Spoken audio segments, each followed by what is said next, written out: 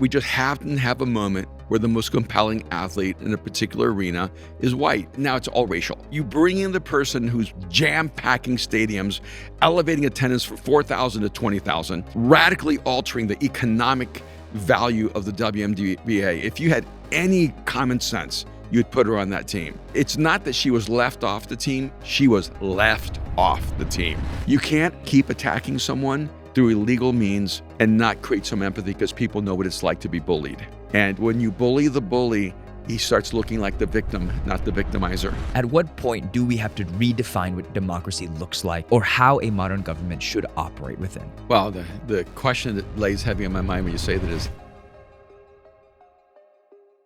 You're listening to the Mindshift podcast. My name is Aaron McManus, and I'm here with my dad, Erwin Raphael McManus. How you doing this morning? I'm doing great. I just got back from Mexico City. So I just got back from New York. I know, we're in different cities. Mariah just got back from Arkansas. Yeah, I don't know if that counts now. we all just, it counts when you go to third world countries. No, it does, yeah. We all landed at the same time, and we all took 3 different cars home because none of us had enough room for each other. What's funny is that when you said third world country, yes, Austin and I both knew you didn't mean Mexico. And yeah, honestly, I think Arkansas might be the third world. New York might have been second. Yeah. And Mexico City, I don't know if it. It's just top of the top. No, I don't know if it's top of the top. I love it. Oh, the food, the coffee. Yeah. Just amazing. How sick did you get from the food? I always get, now, I used to not be able to say this, but lately, I've been getting sick each time from something. Yeah. I do think it's that one restaurant though. But anyways, okay. So there's a lot going on in the world, and we haven't really done an episode on culture in a while. Like just cultural topics that, things that we can just, breaking news, hot things topics. I want to talk about. I know. You've been wanting to talk about basketball, about the NCAA, about politics, about all of the things for the last few months. And I was like, I don't want to get dragged into that situation, but here we are. Yeah, could we do like, a little... A little bit of both? Yeah, just, a little Jiffy Pop. What's Jiffy Pop? Jiffy Pop popcorn, you're not familiar with that? It's the popcorn that you could just put over the fire. It pops really fast, then you move on. And, when's the last time you did that? The 60s? Well, I was probably 11. Okay, so the 60s. Yeah. Okay, so with or without that, where do you want to start? Where would you like to start? Well, probably we should start with the least controversial. Well, you were in Mexico City, and there was 37 murders of politicians while they elected the first female president. Yes, and what's so funny is when I heard in the news, Mexico may elect its first female president, I'm going, both candidates are female. Well, the one thing we do know is that a woman will be elected president. Which is very exciting to some degree, and then all of these rumors started coming, or I guess not rumors, breaking news came out about these different politicians that were murdered. I saw one on video. The person came up from behind, pulled the gun up. I watched the person pull the gun up and put it in his head, and then cut out. Why would you watch that? I didn't know it was coming up. Was it on Twitter on the or news. X? Oh my gosh. Yeah, and it came unexpectedly. Jeez. And yeah, I think it's 37 different people involved in the political system were assassinated. And so there's someone in Mexico controlling the politics. Yeah. And even though, it is funny. This is where political correctness probably is more powerful than actual political value. Because I hear everyone celebrating the first woman president. No one's talking about whether she's a part of the party that's corrupt, but a part of the party that is a huge part of the problem, because it's almost as if because you're a woman president, everything's okay. When the reality is that there isn't a lot of data or information that would lead anyone to think it's going to get better. And so I'm definitely not an expert on Mexican politics, but I don't think that we should be evaluating whether we've made a cultural breakthrough, whether it's a man or a woman, or whether the person is black or white or Asian or Latino. We should be asking, how is this going to advance the culture? Is this actually going to be good for the people? Is this going to end corruption?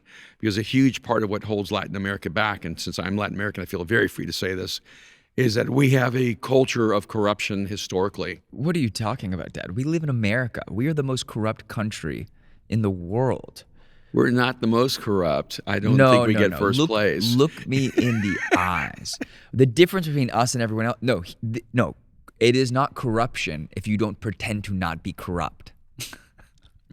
So these countries like Russia or China or even some of these Latin American nations, they're not pretending to not be corrupt.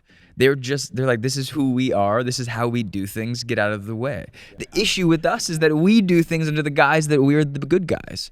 Yeah, I do think actually early on in his candidacy, it's what got Trump in a lot of trouble was that he was just very open, almost too candid about the political corruption, the evil that we enacted, how we never go back and talk about should we have attacked, Iraq. We never talk about oops. We did. We blew up the wrong country, or oops. Yes. We probably shouldn't have done this in Latin America when we were helping the drug cartels and the dictators.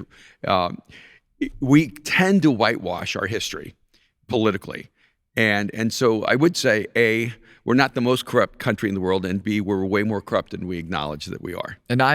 And I guess for me, I would say, what is the baseline that defines corruption? Yeah, we really dove into this right away. No, we really did. But talk about corruption. Caitlin Clark's not on the Olympic women's team. There. That's what I'm talking about. That's the kind of corruption I want to talk about. Let's talk about it. Caitlin Clark is the only reason why I'm watching the WNBA. Yes, it's the only reason I'm really fascinated by the WNBA. I don't want to pretend, I have been to one of the games. Pretend about what? I didn't know the WNBA existed. No, I've been to a game. You went to a W on purpose? Yes. You thought it was the Clippers? No, because a really wonderful head basketball coach, female, asked me to go with them, and so I did. Okay. And it was really tedious. It was just tedious. It was boring. It was just not compelling, not exciting. And I was there wanting to celebrate and cheer it on. But real quick, I got a shout out because we have some amazing WNBA players that do watch the pod. So shout out to them and their amazing careers. Yeah. And I do love, and I love that they support and they come through. Yeah, they're amazing people. And I will say, having watched Caitlin Clark, I found a lot of other women players that to me were really interesting. Of course. And really fascinating. She's just the gateway drug. But it's important to have a gateway drug because there are a lot of other players. Now, who was the player who won? I don't know if you should be quoted saying that. What? It's important to have a gateway drug. She's the Who was the girl? Who was the woman who played? Who went 1-on-1 against Steph shooting? Carpenter? I can't pronounce her last name. Sabrina Carpenter? No, UNESCO.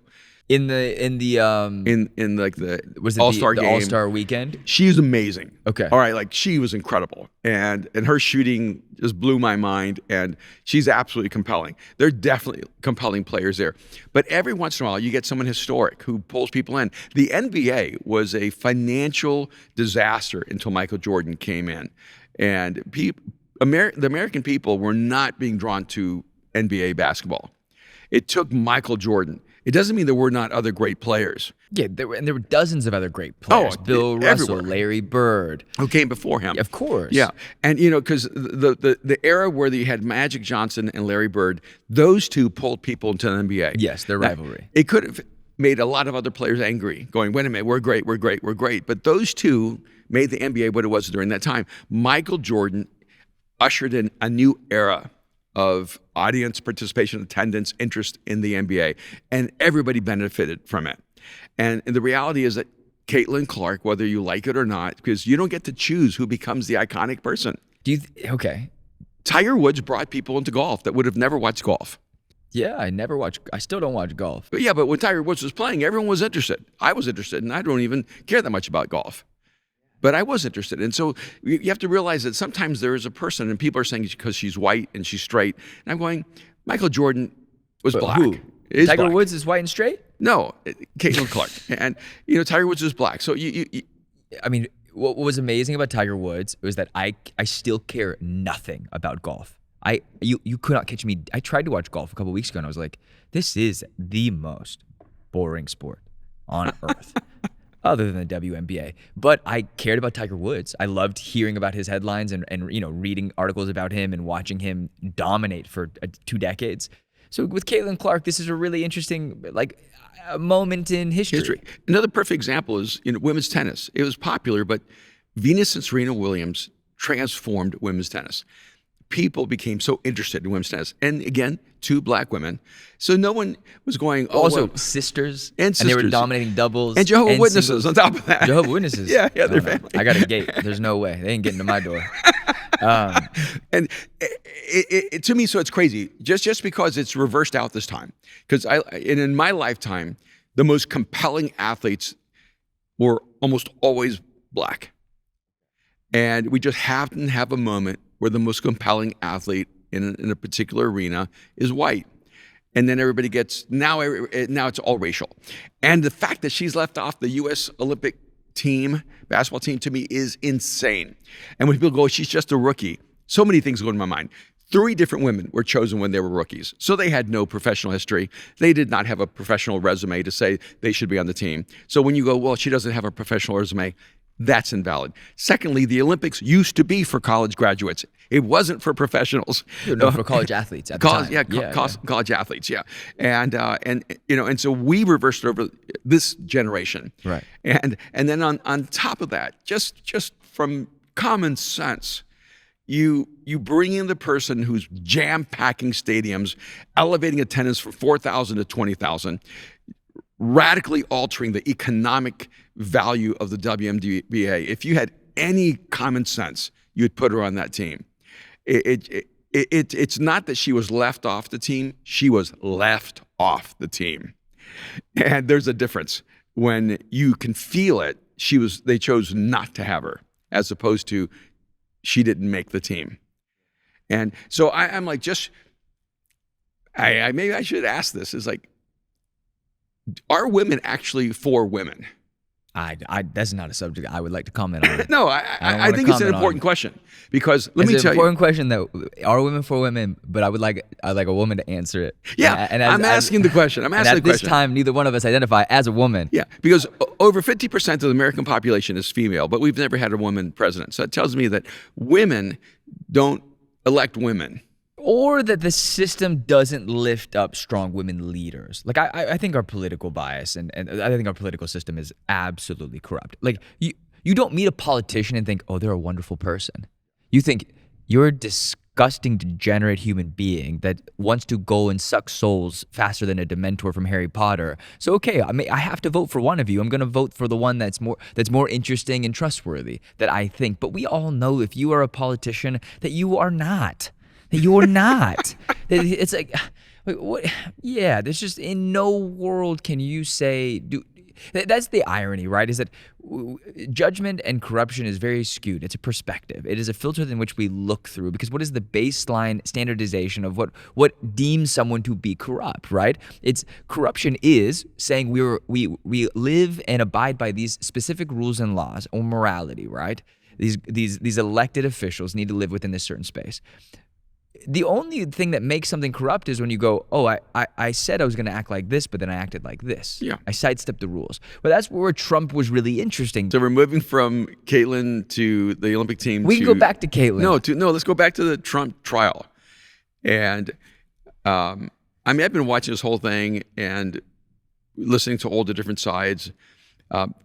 First of all, the amount of glee that President Biden showed in the indictment and the conviction is, to me, terrifying, because and the amount of joy. I'm just happy he could show emotion still. The amount of joy MSNBC and CNN and all. I mean, they're just like giddy. If there was a genuine, authentic love for American democracy, you would be horrified. You would know it's a tragic moment that any former president has been convicted of 34 counts, whatever, of felonies. Secondly, I don't have to be a lawyer to know this was such a corrupt process. It's just so obvious. And when Biden comes out and says, if you question the legitimacy of the judicial system, you're jeopardizing democracy, I'm going, man, you forgot O.J. Simpson fast. Man, you forgot all of the black men who are in prison because they were black, not because they were guilty. Our judicial system hasn't been the paramount of justice. And it has been a tool for corruption and manipulation for generations, and perhaps since the beginning. And it's so obvious. One, I'll be shocked if this isn't overturned. I'll be shocked if it isn't overturned. But also, And- let's look at what I am not. This is not a perspective as someone who has a faith. This is not my moral perspective.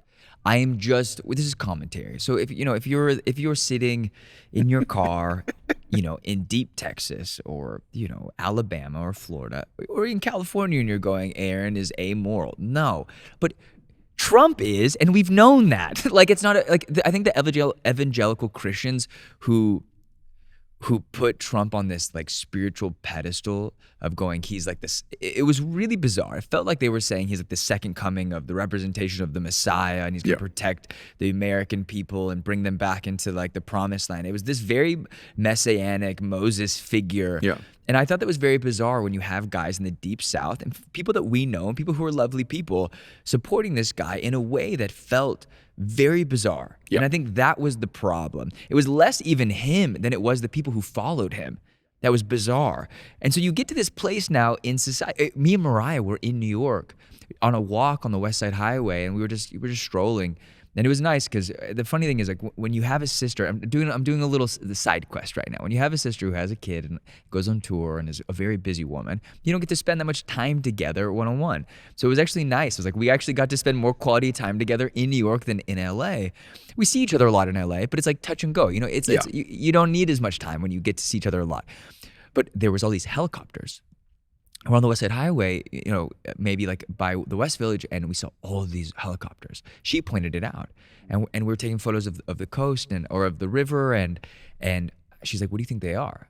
And I was like, "I don't know." And then she, we're both looking at our phones, we're both kind of walking, taking photos, and she goes, "Aaron, they just indicted Trump." And I was like, "Oh, that they're over the courthouse in the Southern District," and she was like, "No, this is crazy." And so we're scrolling, and she's looking at CNN, I'm looking at Fox News. We're checking all the Instagrams and Twitter feeds, and I thought was interesting is Fox was blasting him just as much as CNN. They were being pretty fair about it. Yeah, Fox hates him too. So. Fox, I mean, not fair, but they were being pretty like loud about it. But I do think, how much of this is Trump being a divisive leader than it is his followers creating division amongst the people? It's also how much is it the followers of other candidates creating division too. It's not just one-sided. And I will say this. Well, if you're I looking, want you to answer the question first, and then. Well, no, I do you find that do you find it's Trumping divisive? Because my thing is, are we surprised he paid was she a prostitute or a porn star or like a film whatever? Yeah, like, whatever. Yeah. What's it? It's Stormy Daniels. Okay, Yeah. so whoever she is, but like, are we surprised there was hush money paying her to? And ironically, that's not illegal. But so educate me. Yeah. I've been trying so hard, going, okay, what was the crime? This is I think the first conviction I've seen in my lifetime where I still don't know what the crime was. He did a lot of things that were unethical or things that are sketchy. Like not behavior of a good man. Being criminal. So NDAs have not been illegal. Okay. And so to pay someone to not speak is not actually legal. The only way they could, and actually had already passed the statute of limitation, anything he did that was criminal, they had to attach it to election manipulation, where he was using it to make sure he could win the election, and which was outside of their jurisdiction. And so they piecemealed all these different legal nuances to try to create felonies, which is to me phenomenal. I am not even saying that I don't think that Donald Trump has ever done something that wasn't worthy of conviction from a felony. That's not what I'm saying. No. I'm saying that this court case was contrived, manipulated, and corrupt. I'm saying that 100%. And what I am also saying is something has happened that Trump could not have done for himself. The one thing Donald Trump did not have going for him is that he generates no empathy. Right. Right. He's not a person that people feel empathetic for. Yeah. And because he doesn't create empathy, it makes you want to bring him down, even if he doesn't deserve to go down. And I'm not saying he doesn't deserve to go down. But here's the thing. This conviction has created empathy for Donald Trump. And it may be the singular added element that gets him elected president of the United States. You can't keep attacking someone through illegal means and not create some empathy because people know what it's like to be bullied. And when you bully the bully, he starts looking like the victim, not the victimizer. And he looks like he's the victim now. And I think it created a scenario that we did not want. And I'm going to say this, and I think this is even right with the problem, to say the person's name, just risk that I'm 100% accurate on this. Okay. My wife was in a meeting before Donald Trump became president with Adam Schiff for a different reason, working with refugees, different things like that. And in that meeting, he said that he guaranteed they were going to bring Trump down. And they were going to indict him and impeach him. In that room, he said that. And Ken came home and said, this is the weirdest meeting. Like, this guy really hates Donald Trump. So, and then I started listening. There were people who were already ready to make sure they impeached him before he became president. The idea that he's the only election denier that we've had in our lifetime is insane, because more than 50 people didn't show up for his inauguration who were part of the Senate and the House. There were people from the very beginning, including Hillary Clinton, who said that his presidency was illegitimate, that the election was invalid, that it was false, that he didn't win. All the way back to Al Gore and George Bush, when people said that the election was corrupt, that Florida was manipulated, that Al Gore was actually a legitimate president. We've been denying and questioning elections throughout my lifetime. And so it to me is, when you ask the question, is it just Donald Trump and his actions that create this kind of animosity and conflict, or is it his followers? I actually think it's more than that. I do think it's also the media that takes clips from Donald Trump out of context to make it sound like he's saying something he didn't say, because he's a terrible, terrible communicator in terms of connecting truth together. And so when you listen to Donald Trump— What do you mean by that, connecting truth together? Yeah. I can say something that's absolutely true in 5 words and then ramble for 3 paragraphs. And in those 3 paragraphs, you can hear me say almost the exact opposite of what I said, if I'm not a clear, articulate, precise communicator. Politicians know how to contradict themselves with style. So they've said both things on the record. That's right. And so, President Obama clearly said, and so did President Biden, marriage should only be between a man and woman, that any amendments are absurd because the Constitution makes it clear that only men and women are allowed to be married in our nation. President Obama ran with that clear statement, so did Biden, and then President Obama was the one who shifted the laws for gay marriage. I'm not saying, that I'm not even saying anything about that particular decision, except what I am saying is you can go back and find them saying multiple things. Really good politicians can say on November 7th, I said this, and on December 12th, I said this. They can pick the one they want and say, I've always held this position. Yeah. They have a way of triangulating themselves, which is something Bill Clinton was incredibly famous for. Yeah. I did not sleep with that woman. Which woman? No, I did not have sexual relations with that woman, right? And then you redefine what the statement is later. Right. And Trump doesn't have that kind of savvy. He doesn't have a filter. So he just says every dumb thing that's in his head. And so he clearly, like when it was, when he's talking about racism, he clearly said that white supremacists and the KKK, that they're disgusting. That, right. And there's clips, like minutes on minutes of cut up clips of him at different rallies saying, this is not acceptable. This is not acceptable. We do not condone this behavior. Yeah, but 3 minutes later, he goes, there are good people on both sides. And so then the media takes that clip. It's almost like you just let Trump talk, because eventually he will say the thing he shouldn't say. But isn't that all of us to a degree? And I'm not saying that we're all like Trump, but don't we all have the characteristic of the longer we talk, the more trouble we're going to get to? And that's kind of the state that we seem to be living in, is that in this post-Me Too cancel culture, and it feels like it's leveled out a little bit, going like you can almost look at everyone and go, they've done something wrong. They've done something that they shouldn't have done. Yep. They've said something. They've and not that it makes it okay, but it does create a problem in our society in which we have to discover where the breaking point is with forgiveness. And we talk about this statute of limitations, but also just like the understanding that humans develop, grow, and change, that we evolve, and if we don't give each other the space to grow and change and evolve, then we are actually becoming less human. That if we hold each person and nail them to the cross in their worst moment, we're defining our entire society at its weakest point.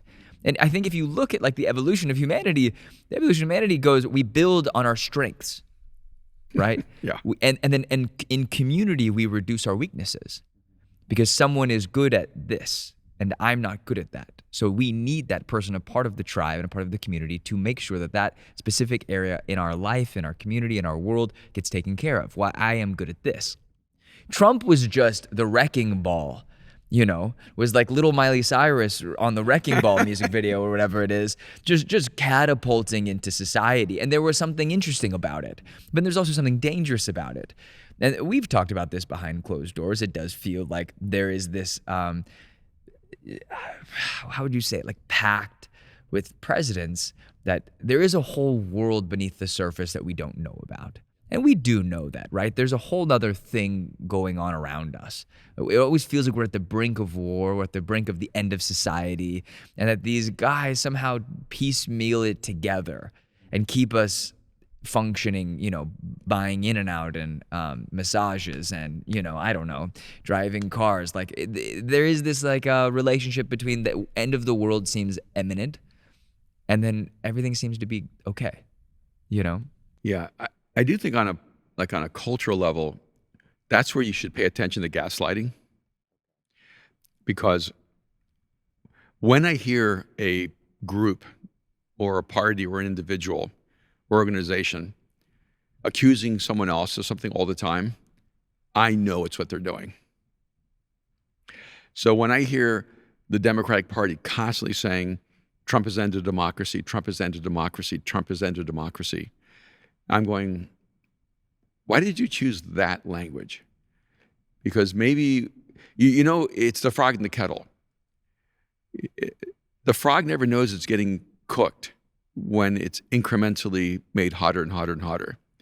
I think the Democratic and Republican Party have both been so corrupt that it's like the frog in the kettle.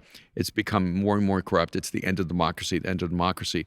Trump doesn't know how to incrementally heat the stove. He just sets the fire up at the highest level. And so when you can point to him and go, he's the end of democracy, well, no, actually, I think what's happening is he's showing us the profound corruption that's necessary to operate at that level. He's just doing it openly. It's almost as if he's saying, it's not that I'm not corrupt. We're all corrupt. I'm just not going to hide it. So I'm going to use it to my advantage. I think that statement's really revealing if you break it down. They were saying that he is bringing the end of democracy, but you have to ask the question, what is democracy? Our version or understanding of the illusion of democracy is that our vote matters. But I think if we know our vote doesn't matter, right? Like certainly not in California, it doesn't. Yeah. But exactly. Yeah. Like we know for the most part, it's almost impossible to turn California red. It has not been red in like 40 years or something, 50 years. Was it red even with Reagan? It was, right? It was red with Reagan. Well, yeah, he was Republican. But that was the last time, Yeah. And he was blue before. He flipped. Thank God. Me and him both. But I think we have to look at the words that we use to represent and the meaning behind it. The end of democracy. I do think what they were saying is that Trump's going to poke enough holes in this balloon of what we had told you democracy is. And then we refer to the Constitution, we talk about our forefathers, but I think the reality is that the U.S. is held by this kind of like very fragile, thin layer of ice that once you start breaking it, you see the bodies, you see the lies, you see the manipulation, Yeah. and at times, probably the protection of going, if we knew everything in real time, we probably couldn't handle it, right? It would probably be very hard for the public to understand that there are people at any given moment trying to kill other people in our country, right? Yeah. It's also just a refusal to transfer power. When we look at this, quote, democracy, and people are asking me, why is it that the United States has as their best option Trump and Biden, who are both like, basically 80 years old, and in the last election, they're two of the oldest presidents of all time. And the election before that, they're two of the oldest presidents of all time. And you think in 8 years, we would have found another option. But the reality is that when you look at our political system, even in the party that seems more progressive and more open to change and to young people. Which party do you think that is? Well, I'm just saying people would perceive that to be a Democratic Party. You have people like Nancy Pelosi and before it was like Dianne Feinstein. And what you realize is that these people literally going to die holding power in their hands. They are unwilling to relinquish it. They don't develop another generation. You didn't see young leaders emerging under their wings. What you find is that once you have power, you hold on to it forever. How is this a democracy when people are holding power until their 80s and 90s and dying, in office? They do not want the future representatives of their own parties to have power. That's why Biden is still president. That's why Trump is still the Republican candidate, because they do not want the next generation to rise up either. It's really interesting.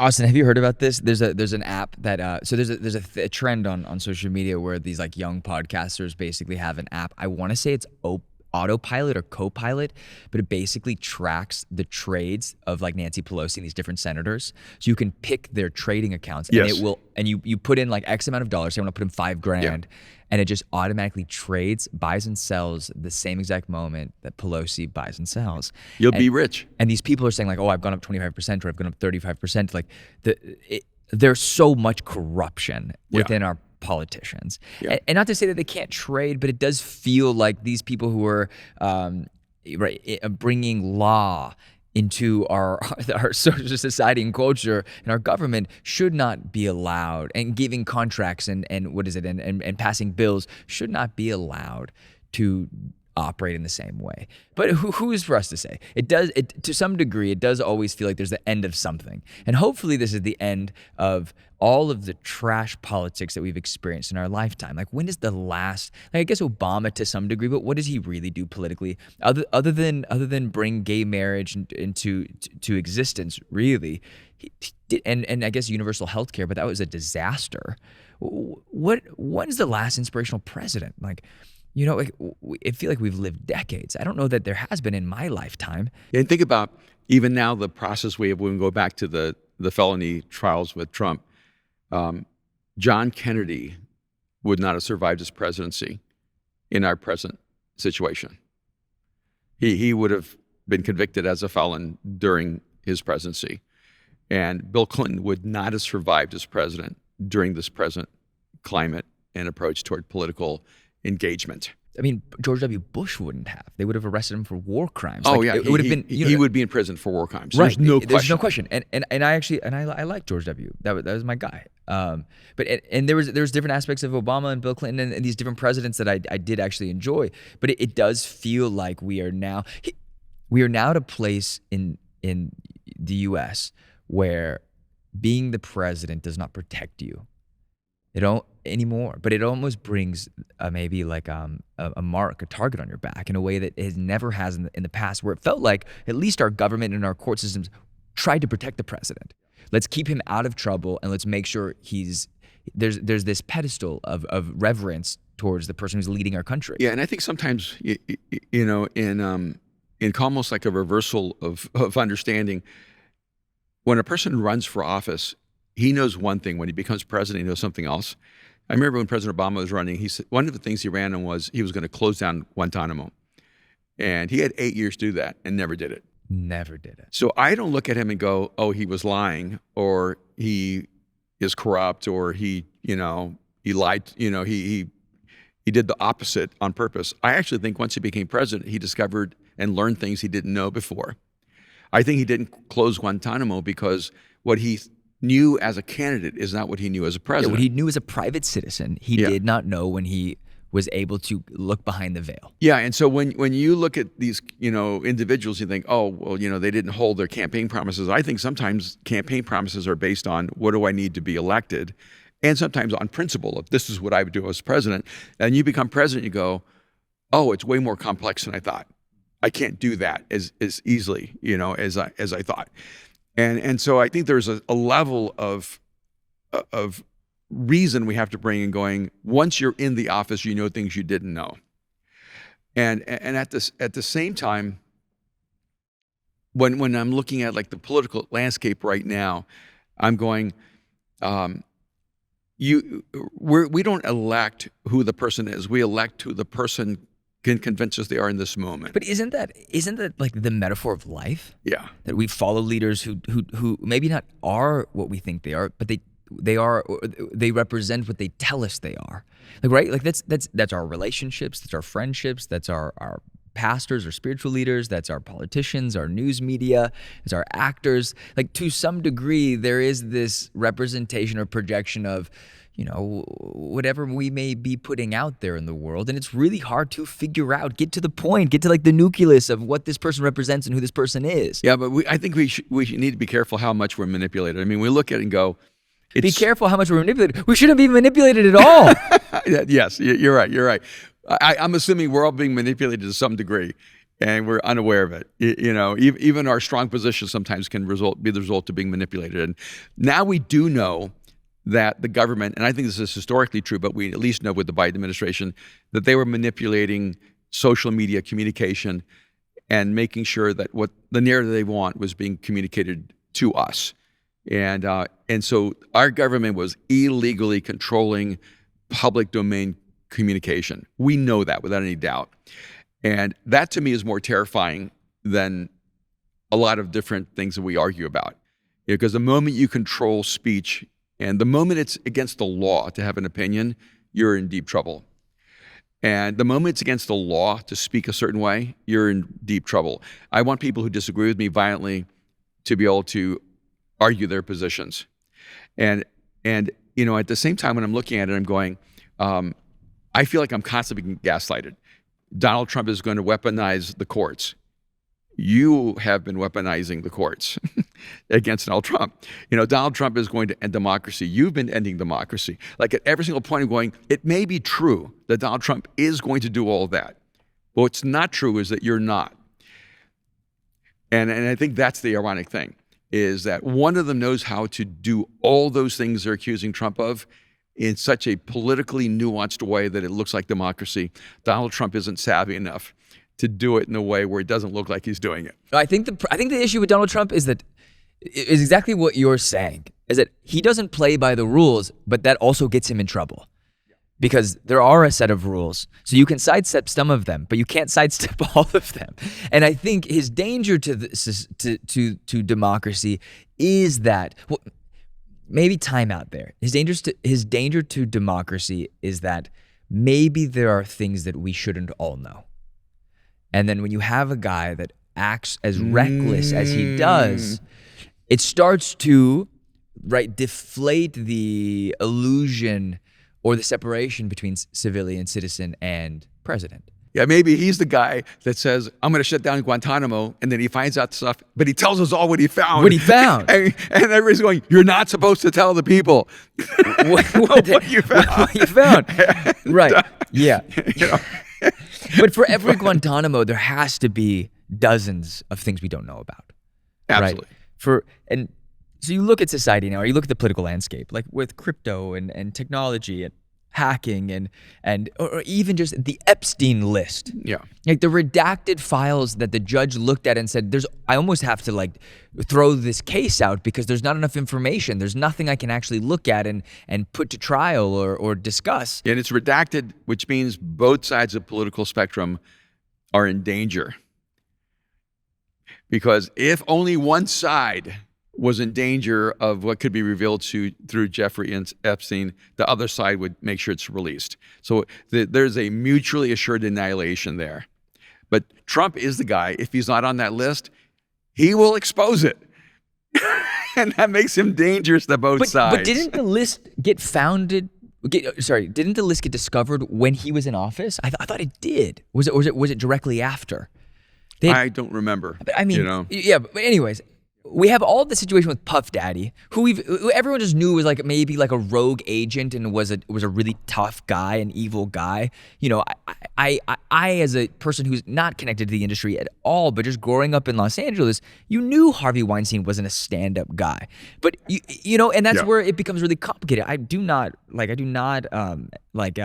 approve of his behavior. I think it's disgusting, but I knew, I had friends who had interned for him out of film school, and they knew he was not a good guy. Well, Hollywood knew who he was. We've written with people, when I was writing music, with people much more mature and further along in their career who said, don't be in certain rooms with guys who know that, Puff Daddy or Sean Combs, because they just knew he was an intense and tough guy and maybe not always stand up. So when you get to these situations, how do we know more about Puff Daddy than we know about Epstein? Like, this is crazy to me, how something that is so massive and could be potentially catastrophic to the modern political society and landscape does not get released. Mutual annihilation or not, maybe it is time for democracy to end and something to be put in place. But at what point, like, let's just start with maybe the minuscule. No, I don't even want to go there because I don't want to knock our country even in humor. But at what point do we have to redefine what democracy looks like and what a modern government, or how a modern government should operate within? Well, the question that lays heavy on my mind when you say that is, how much do we really want to know?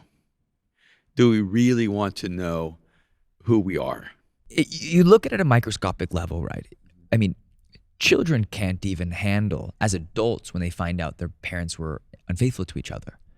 It's one of the hardest things for friends of mine and people that I've imagined, or not imagined, the people that I'm around. It's something that breaks their reality. Like something that is obviously very huge. Like the power of marriage is beautiful and should be sacred.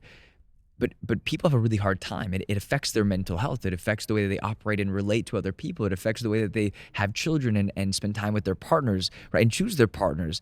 It can send people down a completely different path. So when you look at the things that's one simple truth.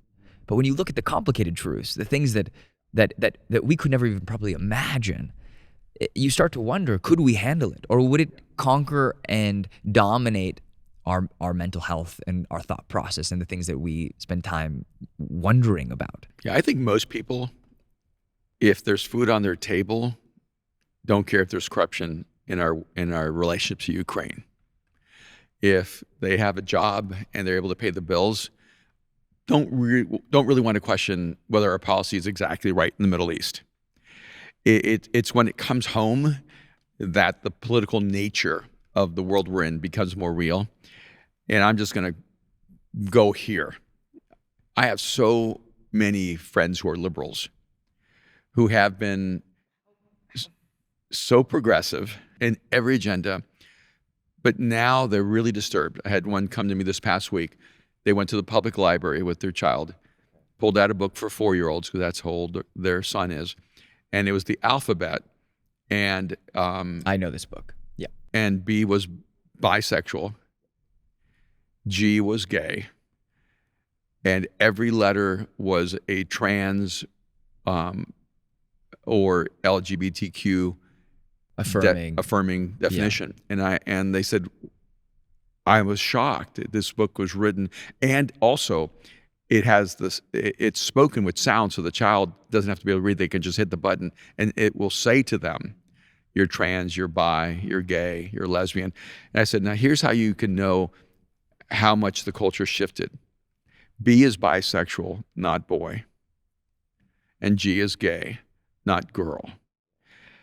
And they were distraught. You see, and what I realized is, all of their progressive ideologies for them seemed beautiful, except now they feel like their children are being targeted and they're being groomed, and they're going to have to deal with the not just the sexual identity crisis, but the human identity crisis of their children that's emerging out of our culture. When our choices finally come home, that's when we begin asking deeper, bigger questions. It's unfortunate, but I think a lot of people who live in political ideals don't care about how it affects their kids. Political ideals are best measured by how they affect us at home in real life. Yeah, politics have become religion to so many people, yeah. Right? And to some degree, I understand the importance of it, right? It's embedded in the DNA of our country and who we are as Americans. But in reality, it is maybe one of the most destructive and definitely depressing things that you come to maybe face in being an American citizen, or just being in the US. I spent a month and a half in London last year. The news was the news. The news was boring. The news was exactly what it was meant to be, just factual, telling you just what happened in local community and then a little bit around the world. But it was mostly about what was happening in and around London. You know, there's flash flood warnings. Here's a tutorial on how to avoid flash floods. Like, it wasn't fear mongering. It was very practical, logistical. And for me, I turn it on and just listen to it and go, none of this causes me anxiety. There, you know, besides maybe the way that Parliament yells at each other, that's just crazy to me. Or the House of Representatives, no, what is it? Is it House of Lords and the House of Parliament? Or whatever I don't know, the House of Crazies. But the way that they get stuff done over there is House of Commons. It's very intense, but it definitely dominates our mental space. Yeah, now you can't say we have flash floods. Now you have to say, and this is the result of climate change, and the world is coming to an end. And if you don't change this particular practice, you're contributing to the end of humanity. Everything is connected to something that affirms a particular meta narrative, and so that I do think is why your generation is so stressed. You live in a completely almost like a post-apocalyptic framework where everything you do is going to destroy everything. And so I understand why there's so much anxiety. Like, you know, the world is coming to an end and it's your fault. Yeah. And with that being said, we have to jump on our arena call that's happening in 12 minutes. So we're gonna time this out. Hey, look, I wanted to talk about all this stuff. This is good. This is good. And I think we do need to hit like the Caitlin Clark stuff more and the, you know, where we're at culturally. I think it's important for us. So maybe we got to add an episode a week. I don't know. Well, I just wanted to. These things are all in my head. I mean, like the Clark thing, the Olympics, the Trump trial, you know, the political posturing that, you know, we have right now. There's just so much going on that I think we're all thinking about. I mean, I think it's just a part of the cultural narrative right now. Does everything break down to victimizers? Does everything break down to white and black? I saw this Latin expert, and I'm going to say this. I know we only have a couple of minutes. No, we're wrapping up. We're not talking about anything else. We're wrapping up. No, we're done. I love you.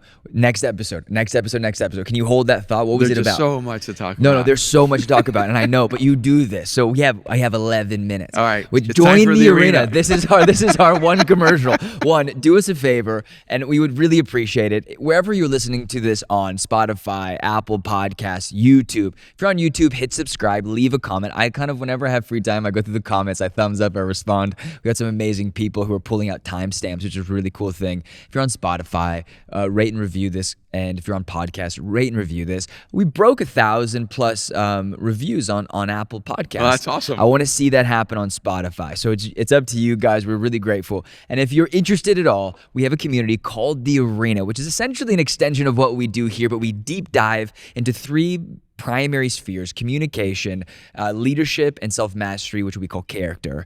And we had released a masterclass communication course during COVID that really exploded and became kind of this quintessential foundation for building this community.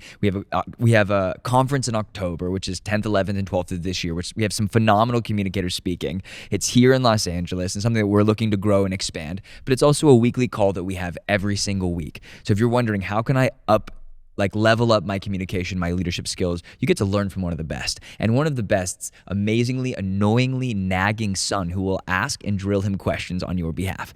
So essentially, you know, we do a 30-minute conversation, and then I host a session of Q&As with all of our community, which is really, really special. So we're going to go do that now because we have to. I love you guys, and we'll see you guys next week. All right.